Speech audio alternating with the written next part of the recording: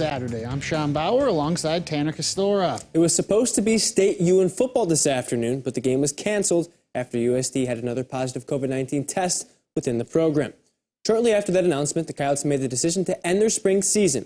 Prior to that announcement, head coach Bob Nielsen addressed the challenges of the spring season. Hello Land's Grant Sweeter has the story. Following another positive COVID-19 test within USD's Tier 1 personnel, the Coyotes were forced to cancel Saturday's game against in-state rival SDSU. I don't want to say that our players weren't surprised, but they knew full well what we were dealing with over the course of the weekend, and the likelihood that the game this week would not be played. Our players have become very educated on COVID protocol as well. The SDSU game wasn't the only Coyote contest to be canceled on Monday. Western Illinois opted out of the remainder of their season, which forced USD's fourth straight cancellation. Whatever we do in the spring, we don't want it to impact our ability to put our best team forward in the fall. I'm thinking this more than ever right now, based on where we're at with vaccination trends, particularly in our state of South Dakota. I firmly believe we've got a very high likelihood of the fall of 21 being the way the fall should be. USD does have the option of trying to schedule a game for April 17th. Our scheduled game for the 17th also canceled. It's been tough on our guys. I'll be the first to say, obviously we combine that with the fact that we're still dealing with the COVID issue as we move ahead through, the course and the rest of this week. The 2021 season has been bizarre in many ways, with uncertainty being the most frustrating factor. One thing that those guys really want right now, and the one thing that they probably deserve more than anything, is some certainty about what we're doing. And so we're trying to use that as part of our internal conversation here to make a decision on where we go from here. Obviously, we don't have any games right now. USD has played in 4 games this season, which has led to several opportunities for the Coyotes. You look at those 4 games and you say, hey, those were 4 bonus games that every one of our guys got. With the NCAA's rule on not counting this year as eligibility. Those 4 games were opportunities to play with their teammates, opportunities for our team to grow together, opportunities for us as coaches to find out more about our team. And with this KELOLAND.com original, I'm Grant Sweeter. Coyotes conclude the 2021 spring season with a record of 1-3. Now, despite the cancellation, SDSU's season is still going on. Unlike the Coyotes, the Jacks will get set to play NDSU next Saturday after the 2 programs' original game was postponed earlier this spring due to COVID-19 protocols within the Bison program. Grant Sweeter has more with SDSU head coach John Stiglmeyer. The Jacks haven't played a game in nearly 3 weeks, though Coach Stiglmeyer is keeping the team's focus on the positives. There's positives in every decision that's made. There's positives in every week. And to be 1-0, and I think that kind of gets guys refocused on there's still a goal at hand. The playoffs are still out there for us if we do what we can do and should do, hope to do, I should say. So, but I know there's some disappointment because they work hard for these few games they get. 2 more teams opted out of the 2021 FCS football season, but that won't stop the league from having a national championship. To get below 50%, a lot of teams have to drop out in a week, and I don't see that happening. And even if they do, we're going to have a cut-down championship. They'll just reduce the field. And so there's a lot of good football teams that are still out there and would love a chance to compete for the championship. For the second time this season, SDSU now shifts their attention to a very familiar opponent in North Dakota State. it's probably the one game, because of the number of times we've played them in the past, the one game that you wouldn't need as much time to prep, and now you have infinitely too much time to prep. So my caution to the coaches is simply don't put in too much. The game is still 9 days away, but the Jacks know their season finale will be a critical contest.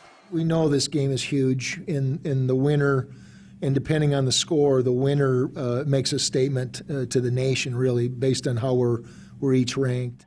In Brookings, Grant Sweeter, KELOLAND Sports. The Jacks and Bison's game next Saturday is still on as scheduled. Kickoff is set for 2:30 from inside the Fargo Dome. The USD volleyball team advanced to the NCAA tournament for the second time in program history last weekend with a 3-2 win over Denver in the Summit League Championship. Much like their championship match, this season has been a challenge, but also a building block for the program. In a season filled with unique trials and tribulations, the USD volleyball team has found strength from within. We're all best friends, and I think that really shows on the court how excited we get for each other and how much we just love this game and the people around us. This was a tough year. It was a tough year for everybody, and I think our athletes handled it the best they could. There were some ups, there were some downs, but I think this team, I think you heard a couple of them say it, but they're close, and they have very good relationships, and with that, I think it allowed us to weather the storm in some of those moments. That strength showed in the Summit League Championship match as USD climbed out of a 2-0 hole to claim the conference title. I think that shows how gritty we are, how resilient we are, and how we just focus on one point at a time. To be able to watch them pull off that win in a very, very, very, very tough match was the highlight, obviously, of the year to this point. The day following the Coyotes' dramatic come-from-behind win would be an enjoyable one. Selection Sunday. Today has been so fun, and it's just an amazing experience, and we've worked so hard to get here, so finally seeing our name popped up was really rewarding. The moment is exciting, and I think sometimes, you work so hard for those situations and for the opportunity to go to the NCAA tournament, and so much of what we talk to them about is really just enjoying it. USD will play Missouri, a program that has sat near the top of the SEC for the past 5 seasons. But no matter the opponent, the Coyotes' mindset isn't changing. One of the things that we have bought into this year, I think, as a program, especially in a year that has been different, is really focusing on our side of the net. So yes, we'll do some things to prepare for Missouri, but it's going to be continuing to improve ourselves, within our own gym first. This team is really special, and if we want something, we can get it. So I think we'll have a lot of success if we just stick together as a team and fight for every point. The Coyotes have proven themselves within the Summit League, but will now look to take the program a step further. We've had a lot of success here in recent years, and our next step, our next part of our journey is to win a match in the NCAA tournament, if not more. And I think going into this year, it's obviously an odd year with the only 48 teams, but I think it gives us it has another opportunity for it, and I think it gives us that chance to do something that most people don't anticipate us to do. The Coyotes take on Missouri in the NCAA tournament in the first round on Wednesday. The match is set to start at 11 a.m., down in Omaha. Well, coming up next, it was a record trip to Bemidji last weekend for the Augustana baseball team and even earned the program national recognition. We'll have that story after the break. Past 5 days, we've unveiled the 5 girls finalists for the KELOLAND Media Group Sanford Pentagon Player of the Year, and we'll announce the winner on Friday at 6:30 right here on KELO TV. Washington junior Jackalango Wenentanda was the first finalist to be unveiled. The Warriors junior tallied more than 14 points per contest and helped lead Washington to their first state championship since 2015. Wenentanda's biggest improvement this past season was her leadership both on and off the court.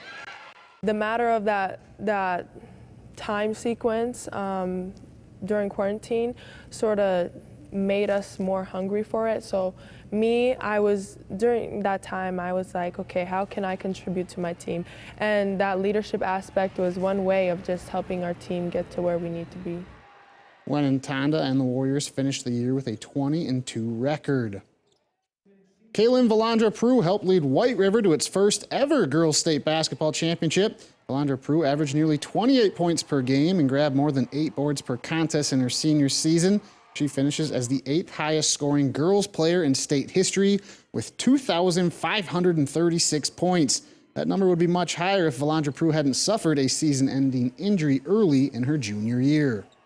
I I've seen a lot of good players, and I kind of seen what they did and what they accomplished as young high school athletes, and I just kind of like set the goal a little bit higher just so I could like try to reach that goal. Valandra Prue will continue her athletic career next year at USD as part of the track and field program. Lexi Unruh broke the school record for steals and points in the season as she leaves Sioux Falls Christian as the all-time leader in steals and second in career points.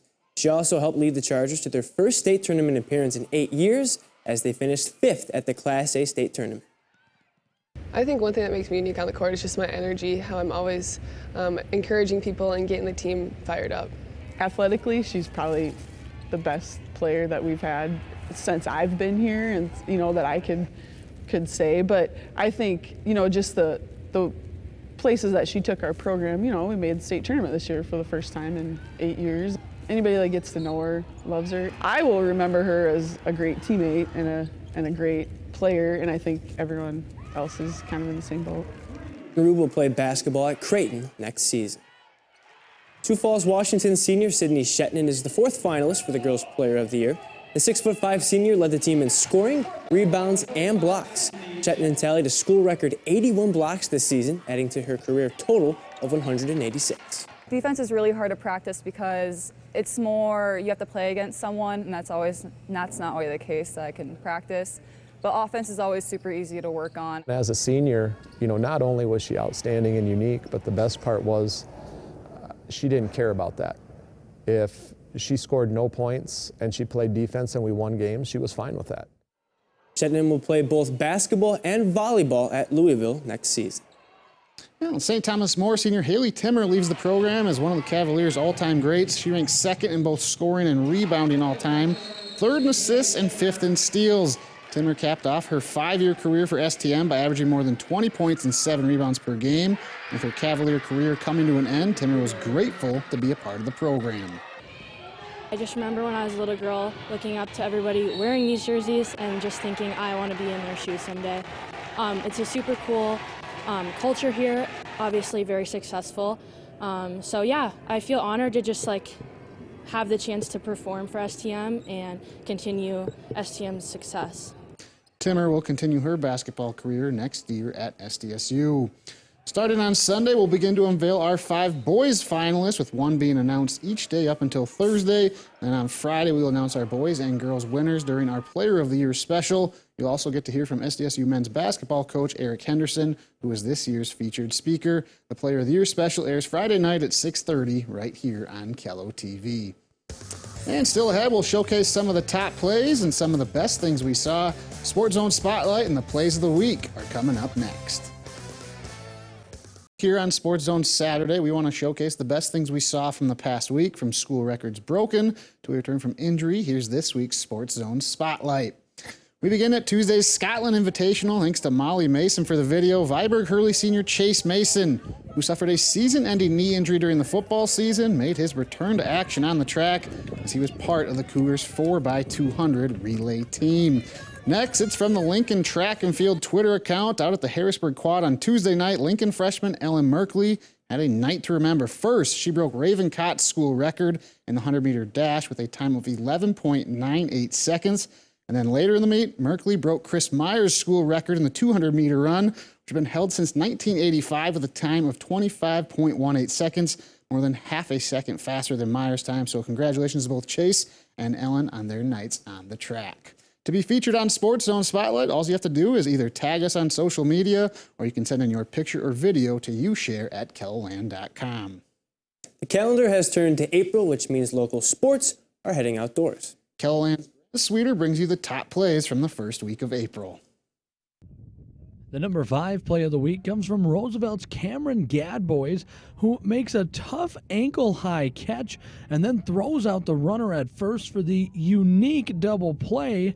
The Rough Riders would pick up a 6-3 win over Washington. The 4th best play from the past week features Yankton's Joe Goki, who makes a sensational running catch, robbing a Mitchell hitter of a single, though Mitchell would earn a 10-4 win. The number 3 play comes from the soccer field, where SDSU is tied with North Dakota in double overtime until SDSU's Eden Brooker shoots the upper 90 for the game-winning goal. The Jacks earned a 1-0 win. The second best play from the past week comes from the USD volleyball team, who came back from 2 sets down to claim a 3-2 match victory over Denver and claim the Summit League Volleyball Championship. The top play from the week comes from Augustana's Sam Byer, who hits not 1, not 2, but 7 home runs in a doubleheader victory over Bemidji State. Byer knocked in 14 RBIs in the 2 Augustana blowout wins. That's a look at the top 5 plays of the week. If you would like to see your top play featured on KELOLAND, tweet to us using the hashtag KELOSports. In Sioux Falls with this KELOLAND.com original, I'm Grant Sweeter. Well, coming up next, we'll have highlights from some of Friday's top games. This year's high school baseball border battle between North Dakota and South Dakota teams was canceled due to the pandemic, but this year's event began on Friday with some slight schedule changes due to the weather. O'Gorman played Fargo South over at Caris Park on Friday. Reese Arbogast on the mound for the Knights, and he was dealing as he gets Abram Anderson swinging through 3 innings. Arbogast had only allowed 1 hit and no runs. Knights led 5-zip. Bottom 3, Harry Huners pokes one to right field, and that's going to bring out Mason Barima, and the Knights lead grew to 6. 4th inning now, Arbogast still in full control. Another strikeout for the future SDSU Jackrabbit, and the Knights win going away 8-3. Following that game, it was Roosevelt taking on Fargo North. Camden Gadbaugh on the bump for the Rough Riders, and he got off to a great start, striking out 2 of the first 3 batters he faced. Scoreless game after the 1st inning. Still scoreless in the 5th with a man on first for Michael Zeman, and he ropes one out to center. Cam Jones moves to 3rd. Zeman in safe with a double. And a couple batters later, Marcus Phillips sends one to left field. That scores a run, and the Rough Riders take a 3-0 lead at that point, and they go on to win this one by a final of 6-0. Brandon Valley welcomed West Fargo to town Friday night. Bottom 1, the Lynx strike is Brandon Schlesky going the other way for the single into right field. Joe Kolbeck trots in from 3rd, 1-0 BV after 1. In the 2nd inning, West Fargo with 2 men on for Aiden Wolf. He'll get a hold of the pitch and send that to the fence in left center. That scores a pair, and the Packers take a 2-1 lead. And later in the inning, West Fargo continuing to rake as Braden Jacobson steps to the dish, and he'll ground it through the left side for the base hit. That scores another, and West Fargo rolls past Brandon Valley 12-1. USD's soccer team had a chance Friday afternoon to lock up a spot in the Summit League tournament. All the Coyotes needed was a win over North Dakota. Coyotes Fighting Hawks cross pass in Grand Forks, and USD strikes just 16 minutes in as the loose ball in the box, and Jordan Centineo putting it away, giving the Coyotes the early lead. Later, Taylor Cotter with the cross in, and Taylor Ravello's header finding the back of the net, and it's 2-0 Coyotes. Then, still in the opening half, USD with a penalty kick to extend the lead to 3. And Alexis Mitchell going to deliver as she buries that. USD led 3-0 at half. They'd add 3 more in the second as they clinched the 4th and final spot in the Summit League tournament with a 6-0 win over UND. We'll take a look at some of the biggest games going on this weekend and next week, but first a quick look at some of the other matchups happening today.